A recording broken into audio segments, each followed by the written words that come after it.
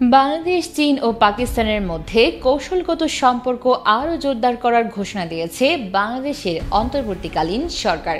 সম্প্রতি চীনের কুনমিং শহরে অনুষ্ঠিত চায়না সাউথ এশিয়া ফোরামের ষষ্ঠ বৈঠকের ফাঁকে আয়োজিত এক ত্রিপক্ষীয় বৈঠকে উঠে আসে এই আলোচ্য বিষয়। পররাষ্ট্র সচিব পর্যায়ে অনুষ্ঠিত এই আলোচিত বৈঠকটি তিন দেশই আনুষ্ঠানিকভাবে একটি ত্রিপক্ষীয় বৈঠক হিসেবে স্বীকৃতি দিয়েছে।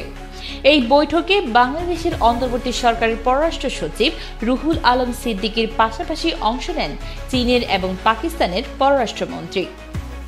আলোচনার ভিত্তিতে সিদ্ধান্ত হয় ভবিষ্যতে ত্রিপক্ষীয় সমঝোতাগুলো বাস্তবায়নের জন্য একটি ওয়ার্কিং গ্রুপ গঠন করা হবে। বৈঠকে অংশগ্রহণকারী দেশগুলোর মধ্যে বাণিজ্য, বিনিয়োগ, কৃষি, ডিজিটাল অর্থনীতি, পরিবেশ সুরক্ষা, সমুদ্র বিজ্ঞান, সবুজ অবকাঠামো, শিক্ষা, সংস্কৃতি এবং জনগণের মধ্যে সম্পর্ক বৃদ্ধির ওপর জোর দেওয়া হয়েছে।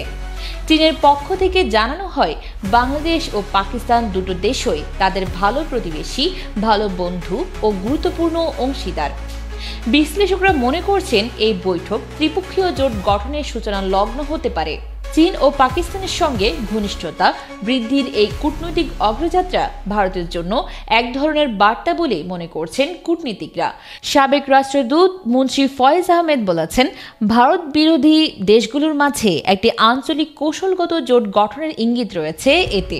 এটি ভারতের জন্য স্পষ্ট বার্তা। গত এক বছরে বাংলাদেশের রাজনৈতিক দৃশ্যপটে বড় পরিবর্তন এসেছে।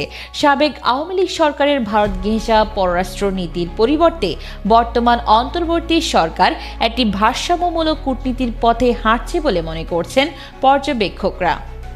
আর এই সুযোগকে কাজে লাগিয়ে পাকিস্তান ও চীন উভয় দেশই বাংলাদেশকে তাদের কৌশলগত পরিসরে টানার চেষ্টা চালাচ্ছে।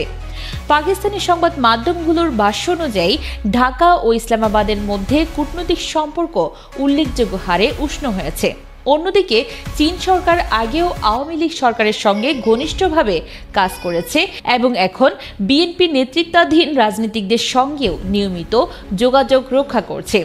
বিশ্লেষকদের মতে চীন, পাকিস্তান, বাংলাদেশের এই নতুন ঘনিষ্ঠতা আঞ্চলিক রাজনীতিতে ভারসাম্য পরিবর্তনের ইঙ্গিত দিতে পারে।